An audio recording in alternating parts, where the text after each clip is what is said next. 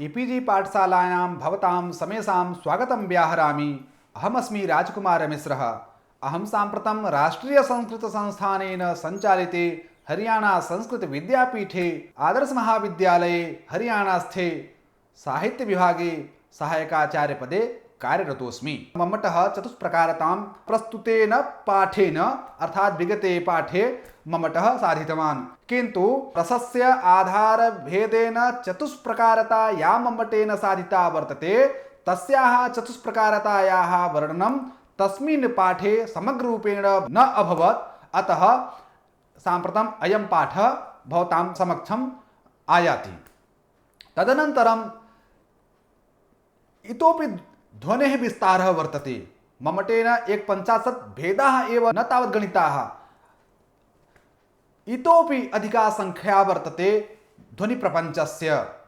अतः ध्वनेः यावन्तः भेदाः भवितुमर्हन्ति तावतः सर्वान् भेदान् भवन्तः एतेन पाठेन ज्ञास्यन्ति। पूर्वनिपातद्वारा रसव्यञ्जकता येषां दौर्बलमेव दुर्बलतया ते सम्मतास्तैरपि प्रायः केवलनीतिरीति शरणैः कार्यं किमूर्विस्वरैः येक्ष्मासक्र पुनः पराक्रमनयत् स्वीकार्यकान्तक्रमास्ते स्युर्नैव भवादृशास्त्रि जगति द्वित्रा पवित्रा वयं बलनयोभय विशिष्टा एव राजानः समर्थाः इत्यभिप्रेत्य कश्चित् कविः कञ्चित् राजानम् आह।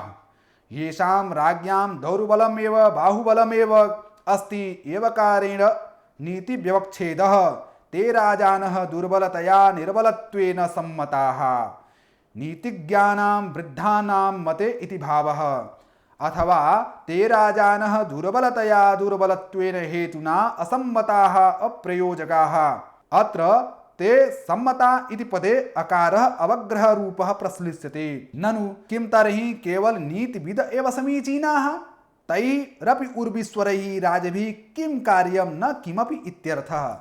तैः कैः प्रायः बहुधा केवलं नीतिः राजधर्मादिशास्त्रं रीतिः तत्प्रतिपादितो वर्तनप्रकारः तन्मात्रशरणैः बलवता अन्येन राज्ञा तत्कालमेव तादृशस्य नीतिमात्रविदो राज्ञो दर्शनात् इति भावः। के तर्हि समीचीनाः? तत्राह हेक्ष्मासक्र पृथ्वीन्द्र ये पुनः ये तु पराक्रमनययोः पराक्रमनित्योः स्वीकार्येण कान्तः सुन्दरः क्रमः पूर्वं पराक्रमः ततः तदाच्छिन्नः एव नयः इत्याचारक्रमो येषां ते तर्हि तानेव राज्ञः त्वम् आश्रयस्व एतदर्थम् आह। ते तथाविधाः त्रिजगति भुवनत्रयेऽपि न स्युः, यदि वा स्युः द्वित्राः द्वौ वा त्रयो वा। तथापि सत्सु केवलं त्रिभुवने द्वित्रिषु दौर्बलनीतिपक्षधरेषु राजसु भवादृशाः भवत्तुल्याः पवित्राः प्रशस्ता तु नैव सन्ति। अतः भूलोके त्वादृशः द्वितीयः असम्भावितः इति कारणात् त्वामेव आश्रये इति भावः। श्लोकेऽस्मिन् पूर्वनिपातः वर्तते येन प्रकृतस्य रसस्य अभिव्यक्तिर्जायते। अयं पूर्वनिपातः कथमस्ति इति अभ्यर्हितत्वरूपं प्राधान्यत्वं ममटो ब्रूते। अत्र पराक्रमस्य प्राधान्यम् अवगम्यते, इदं च प्राधान्यं पूर्वनिपाते नैव अवगम्यते। अयं भावः अत्र पराक्रमन इति स्थले अल्पाच्चतरम् इति पाणिनीसूत्रनिर्देशात् नयपदम् अल्परूपम्। अतः नयपदस्य प्रयोगः पराक्रमपदात् पूर्वं प्राप्तः आसीत्, किन्तु अव्यर्हितं च इति वार्तिकेन अल्पाच्चतरम् इति सूत्रस्थेन पूर्वनिपातः कृतः। स च पूर्वनिपातः पराक्रमस्य प्राधान्यरूपम् अभ्यर्हितत्वं द्योतयति। तथा च पराक्रमप्राधान्येन नयस्वीकारो राजोत्कर्षद्वारा राजविषयकरतिं पुष्णाति इति भावव्यङ्गम्।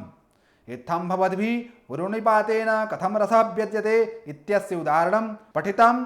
केवलं निपातेनापि प्रकृतरसः प्रकृष्यते, यस्य उदाहरणं किञ्चिदग्रे भवन्तः पठिष्यन्ति। विभक्ति विशेषद्वारा रसव्यञ्जकता परघना ध्वनि धीर ध्वनुर्ध्वनिवृत्ति विधुरै अयोधि तव दिवसं दिवसे न तु नरप भवान युद्ध विधि सिद्ध साधुवाद पदम।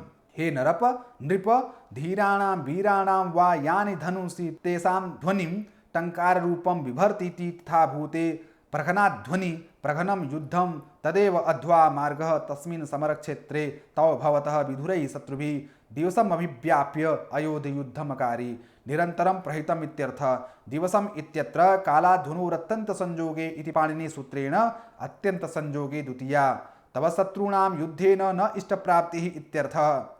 तदपेक्षया भवान् तु दिवसेन विधिर्ब्रह्मा सिद्धाः देवयोनिविशेषाः तेषां विधिसिद्धानां साधुवादस्य पदं स्थानं यथा स्यात् तथा युद्धं कृतवान् इत्यर्थः। अत्र दिवसेन इत्यत्र अपवर्ग तृतीया इति पाणिनिसूत्रेण फलप्राप्तौ द्वितीयायामेव तृतीया विधानात् तया च तृतीयया युद्धरूपक्रियया यत् फलं विजयः तत्प्राप्तिर्व्यज्यते तेन च राजविषयक भावप्रकर्षो व्यङ्ग्यः तद्दिद्वारा रसव्यञ्जकता।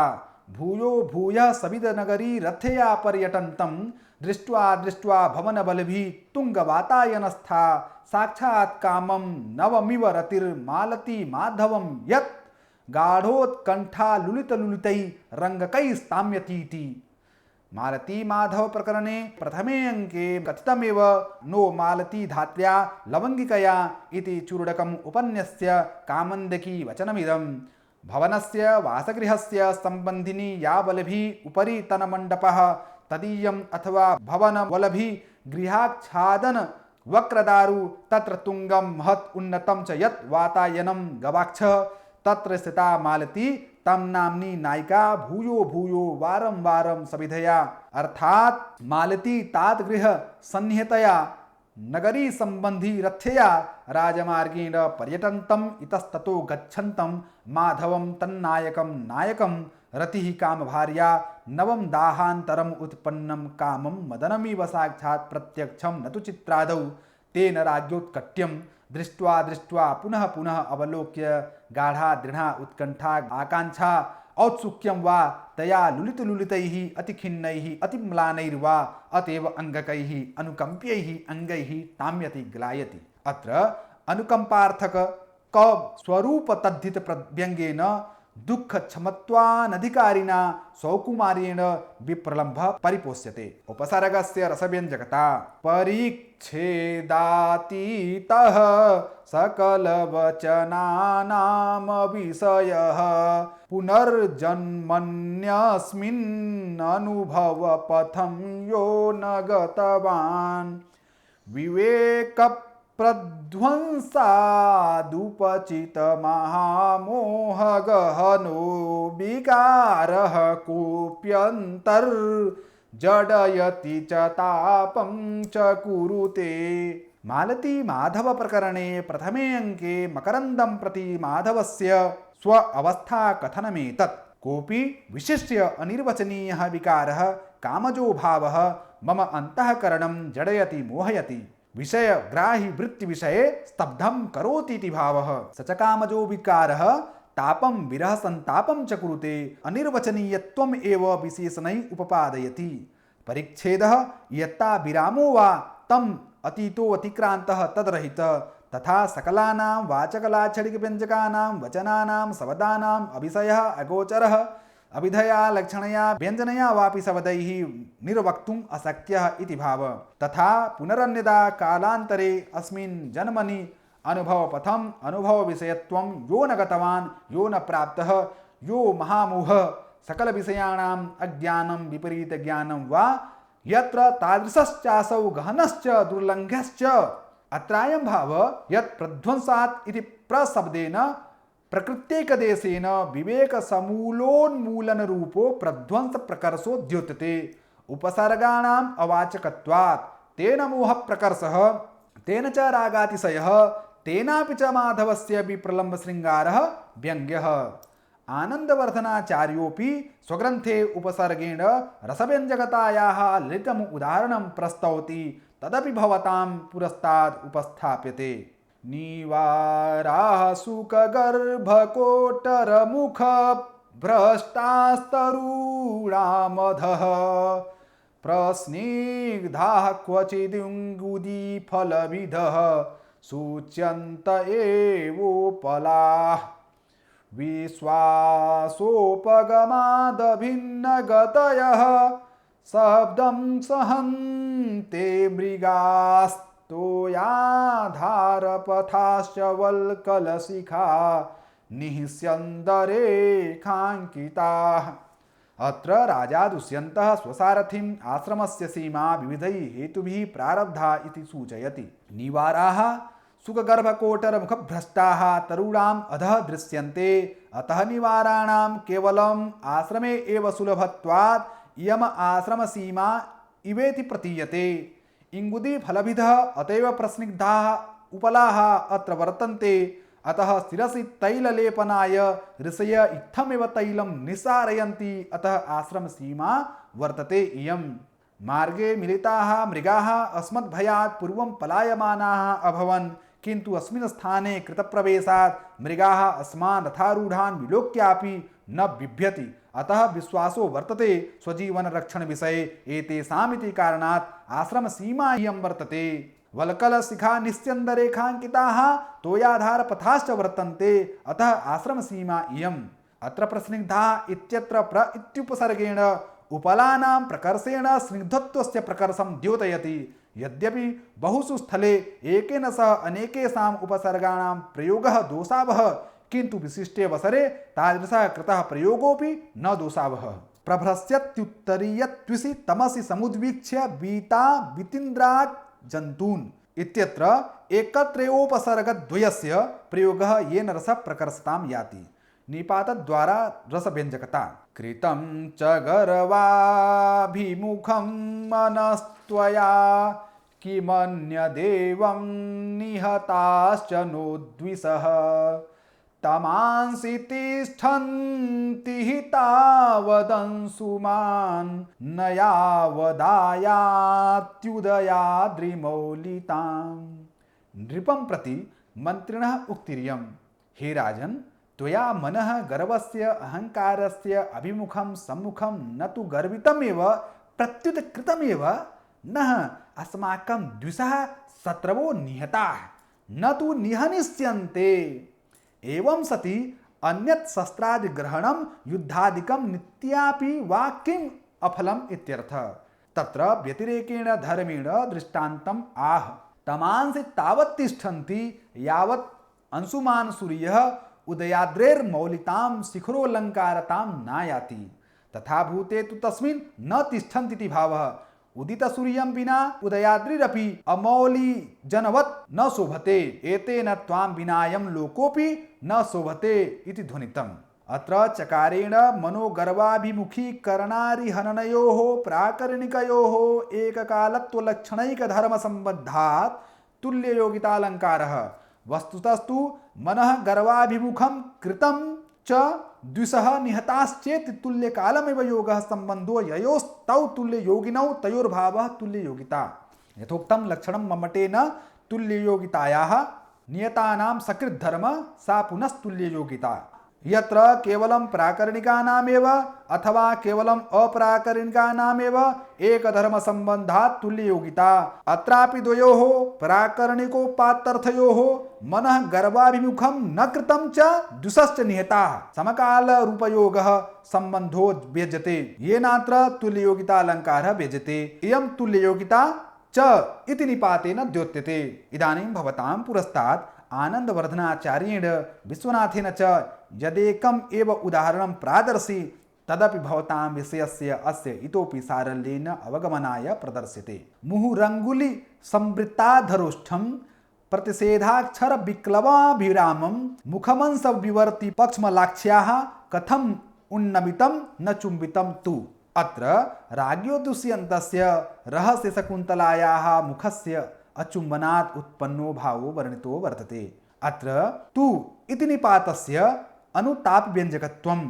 तु शब्दः पश्चात्तापसूचकः सन् तावन्मात्र परिचुम्बन लाभेनापि कृतकृत्यता स्यादिति ध्वन्यते, येन विप्रलम्भः शृङ्गारः प्रकर्षताम् एति। अनेक प्रत्यांश द्वारा रसव्यञ्जकता।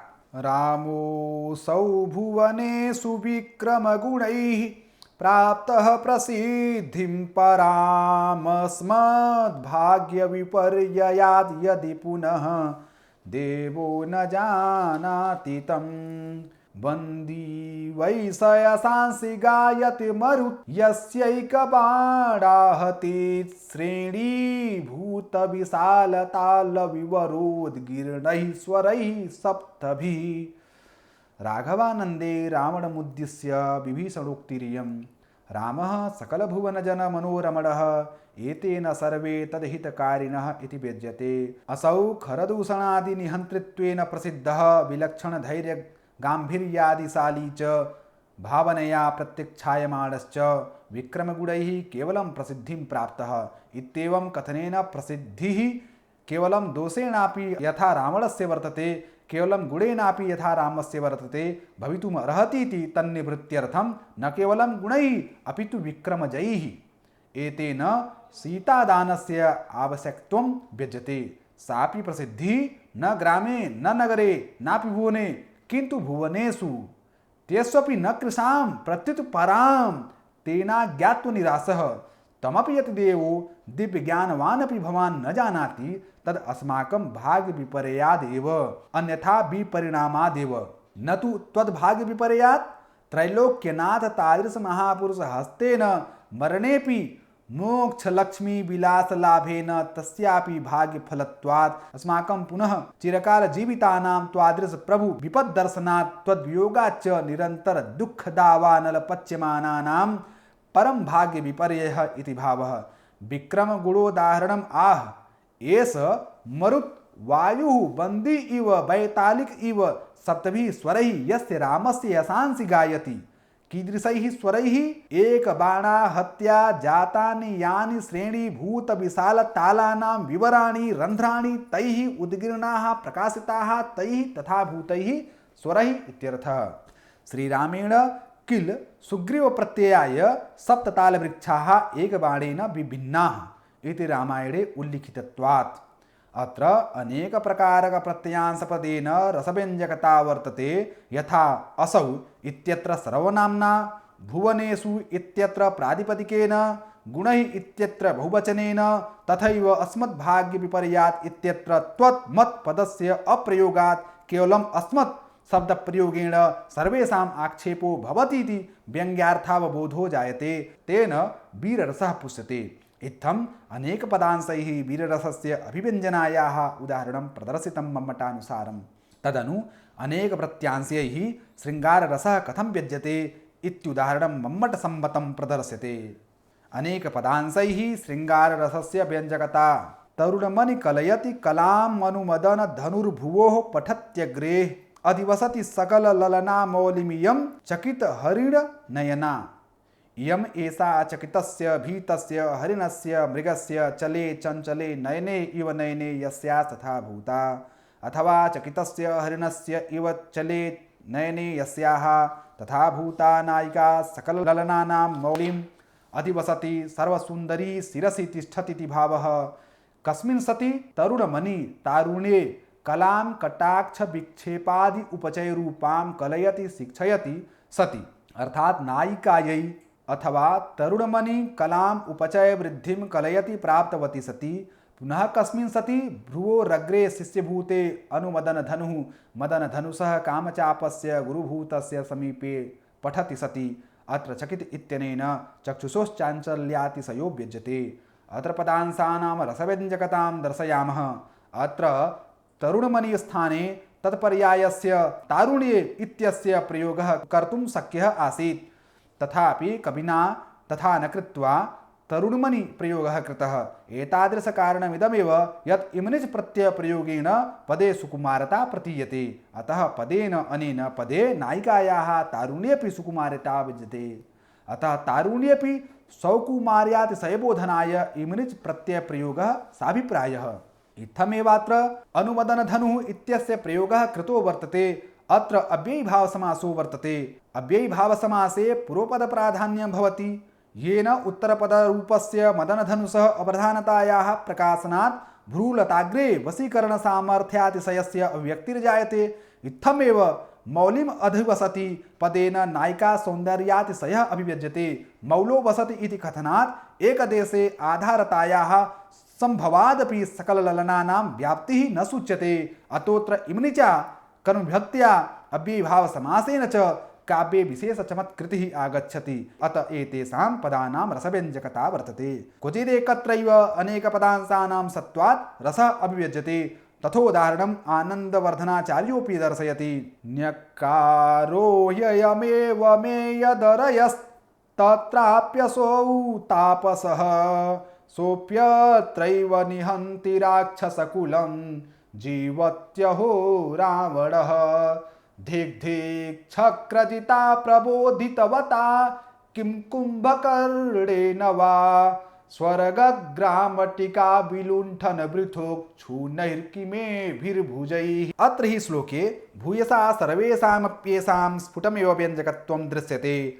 तत्र मे यतरयः इत्यनेन सुप्सम्बन्धवचनानाम् अभिव्यञ्जकत्वं तत्राप्यसौ तापसः इत्यत्र तद्धितनिपातयोः अभिव्यञ्जकत्वं सोऽप्यत्रैव निहन्ति राक्षसकुलं जीवत्यहो रावणः इत्यत्र तिङ्कारकशक्तीनां धिक् छक्रजितम् इत्यादौ कृत्तद्धि समासोपसर्गाणां रसव्यञ्जकत्वं द्योत्यते येन प्रकृतः रसः प्रकृष्यते इति भावः।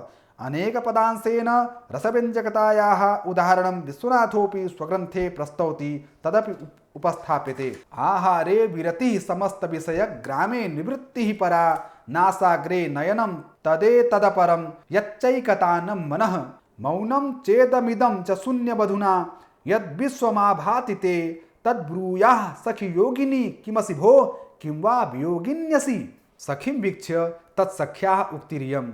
हे सखी, आहारात् विरतिः वर्तते, कदापि किञ्चिदपि न खादसि, समस्तविषयसमूहादपि ते निवृत्तिः जाता, न कुत्रापि गच्छति, न किञ्चित् कर्तुं प्रवृत्ता भवसि। तदैव योगसाधना लीनसाधकवत् नासाग्रभागमेव सम्मुखमेव पश्यसि, मनः अन्यत्र कुत्रापि न प्रवर्तते। तत् अत्यन्तैकाग्रं त्वं मौनं भवसि। त्वत्कृते इदं विश्वं शून्यमेव आभाति।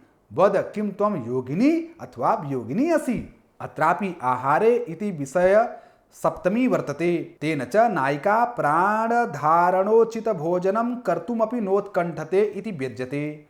मौनं चेदम् इत्यत्र इदं पदेन चेष्टादिद्वारा इंगितं न करोसि इति अभिव्यज्यते। आभादि इत्यत्र उपसर्गेण व्यङ्ग्यविशेषः व्यज्यते। पुनश्च रसव्यञ्जकता वर्णेन रचनया चापि भवति, किन्तु मम्मटाचार्यः एतयोः उदाहरणम् अधुना न प्रदर्शयति, यतो हि एतयोः प्रतिपादनम् अष्टमे उल्लासे भविष्यति। तत्र वर्णाधारितमाधुर्यादिगुणमहिम्ना रसः कथं व्यज्यते इति भवन्तः पठिष्यन्ति। तथैव रचनया अर्थात् घटनया रसः कथं प्रकृष्यते इत्यपि उदाहरणं भवन्तः अष्टमे उल्लासे एव पठिष्यन्ति। प्रबन्धेनापि रसः व्यज्यते, यथा रामायणे करुणरसः, महाभारते शान्तरसः। ध्वनिविस्तारः। इदानीं मम्मटः अत्र पर्यन्तं दर्शितानां भेदानां गणनां विधत्ते।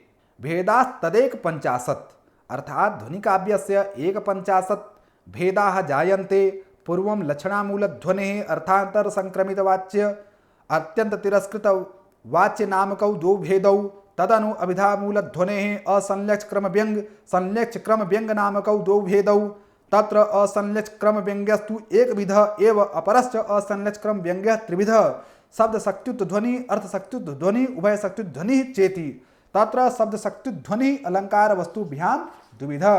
अर्थशक्त्युत्ध्वनौ स्वतः संभविनः ध्वनेः चत्वारो भेदा, कवि प्रणोक्त सिद्ध ध्वनेः चत्वारो भेदा, कवि निबद्ध वक्त प्रणोक्त सिद्ध ध्वनेः चत्वारो भेदाः, उभय शक्त्युत्व ध्वनेः एकः भेदः। अत्र यदि संख्या योज्यते तदा लक्षणामूल ध्वनेः द्वौ भेदौ, रसादिध्वनेः एकः भेदः, संलक्ष्यक्रम ध्वनेः 15 भेदाः। संलक्ष्यक्रमध्वनेः इत्थं 15 भेदाः भवन्ति। शब्दशक्त्युत्थ भेदस्य द्वौ, अर्थशक्त्युत्थ भेदस्य स्वतः संभविनः चत्वारो भेदा, कवि प्रणोक्ति सिद्धस्य चत्वारो भेदा, कवि निबद्ध वक्तृ प्रणोक्ति सिद्धस्य चत्वारो भेदा, उभय शक्त्युत्थ सिद्धस्य एको भेद, आहत्य 15 भेदाः। संपूर्ण भेदाः 18 भवन्ति। उभय शक्त्युत्थ ध्वनिः केवलं वाक्ये एव भवति इति कारणात् अन्ये ये 17 भेदाः ते वाक्यवत् पदेपि भवन्ति, अतः 34 भेदाः जायन्ते। तदनु अर्थशक्त्युत्थ ध्वनेः प्रबन्धेपि विद्यमानात् तस्य भूयोपि 12 भेदाः भवन्ति, अतः 46 भेदाः जायन्ते। एतेषु उभयशक्त्युत्थ ध्वनेः एको भेदः योज्यते तदा सप्तचत्वारिंशत् भेदाः भवन्ति। पुनश्च रसादिध्वनेः आधारभेदात् ये अधुना चत्वारो भेदाः दर्शिताः तेषां योगेन 150 भेदाः सिद्धाः। तदनन्तरं भूयोऽपि मम्मटः ध्वनिसङ्ख्यां विस्तारयति तेषां चान्यन्ययोजने अपि च शङ्करेण त्रिरूपेण सृष्ट्या चैकरूपया अर्थात् इमे ये 150 प्रकाराः गणिताः वर्तन्ते ते परस्परं यदा युज्यन्ते तदा एकाधिक षड्विंशतिमिता भेदाः जायन्ते। इमे शुद्धाः 50 भेदा यदा परस्परं मिलन्ति तदा संख्यायाम् एकाधिक षड्विंशतिमिताः भेदाः भवन्ति। तदनु प्रकारत्रय शङ्करस्य एक प्रकारक संसृष्ट्या च मेलनात् वेदखाब्धिव्यच्चन्द्राः भेदाः भवन्ति। एतेषु भेदेषु शुद्धा 150 भेदाः योज्यन्ते तदा सरेषु युगखेन्दवः भेदाः भवन्ति। इत्थमहो ध्वनिप्रपञ्चः इत्थं भवद्भिः दृष्टः ध्वनिविस्तारः। मम्मटः अन्योन्ययोजने कथं कथयति अर्थात् कोऽपि भेदः एकेन अन्येन भेदेनापि मिश्रितो भवितुमर्हति। यथा क्षणप्राघुणिका देवर जायया सुभग किमपि ते भणिता रोदिति गृहपश्चाद् भागबलभिः गृहे अनुनीयतां वराकी। हे देवर तव पत्न्या उत्सवे अतिथिरूपेण आगता कापि किंचित् अभद्रतया कथिता वर्तते येन दुखिता सा शून्ये स्थाने बलभिः गृहे रोदिति अतः सा त्वया अनुनीयतां प्रार्थिताम्। अत्रानुनयः रोदन निवर्तको व्यापारः तेन संभोगो व्यङ्ग्यः गृहपश्चाच्च भाग इत्यनेन विजनता द्योत्यते। अत्र अन्वयपदं किम उपभोगरूप अर्थान्तर संक्रमितत्वात् लक्षणामूलध्वनेः विषयो वर्तते अथवा असंलक्ष्य क्रमरीत्या रोदन निवर्तकः अनुनय एव वाच्यार्थ तस्माच्च उपभोगरूप वस्तु सूच्यते इति अभिधामूलध्वनि वर्तते इत्येवं विध संदेहात् संदेह संकरोऽस्ति। स्निग्ध श्यामल कांति लिप्त वियतो वेल्लद्वला घनाः वातासीकरिणः पयोद सुहृदाम् आनन्दके काः कलाः कामं सन्तु दृढं कठोर हृदयो रामोऽस्मि सर्वं सहे वैदेही तु कथं भविष्यति हा देवी धीरा भव। विरहिणो रामस्य उक्तिरियं स्निग्धा श्यामला अत्यंत कृष्णा या कांतिस्तया लिप्तं निबिडसबद्धं वियत आकाशं यही तथा भूताः तथा विलन्त्यो बकपङ्क्तितया बहुतरं शोभ्यन्त्यः सविलासं खेलन्त्यो वा बलाकाः बकपङ्क्तयः येषु तथा भूता घनाः मेघाः एव घनाः निबिडाः कामं यथेष्टं सन्तु तथा सीकरिणः अम्बुकरशालिनः तादृशाः वाताः अपि कामं सन्तु एवं पयोदः मेघः सुहृत् केका जनकाह्लादजनकतया मित्रं येषां तेषां केकापदसन्निधानात् मयूराणां कला अव्यक्त मधुराः आनन्दकेकाः आनन्दजन्या वाण्यः कामं सन्तु तावता मेनकापि हानिः कथं न क्षतिः उत्तेजन सामग्री विद्यमानत्वात् अपि एतदर्थम् आह।